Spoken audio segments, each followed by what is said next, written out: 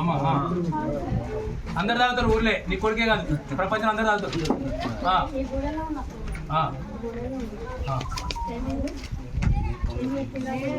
అమ్మా ఈ కొట్టింది చెప్పు, అది పాత కలిసి పెట్టు. ఈ కొట్టింది చెప్పు.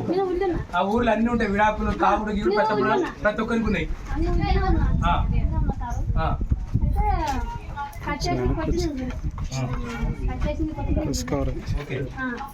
అయితే పొద్దున్నరకు మాది ఒకైనా మా దంగమే ఎవరు వచ్చారు, వస్తే బండి ఎక్కించుకొని వచ్చి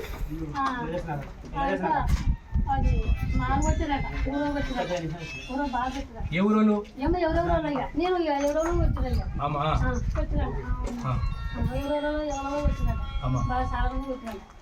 ఇంకా కాకులు కట్టేసారట, కట్టేసినట్టు ఇక నాకు ఎంత కొట్టి.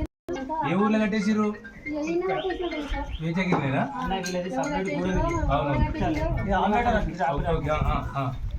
అంటే పోలీసులు వచ్చారు, రావాలని అన్నారు అన్నాడు. పోలీసులు వచ్చారమ్మా రావాలంటే వచ్చిన వచ్చేవాళ్ళు మొత్తం మంది ఆడదాకా ఉన్నాం. చచ్చిపోయినది రప్పలం మొత్తున్నారు. అయితే అమ్మేసి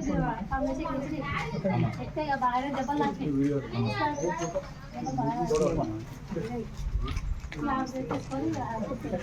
పోలీస్ స్టేషన్ ఎవరు తీసుకుపోయారు? సార్ వచ్చారు, సార్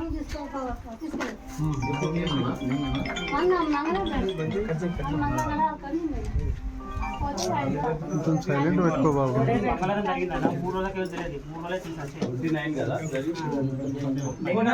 నిన్న మొత్తం రాష్ట్ర వ్యాప్తంగా వైరల్ అయింది.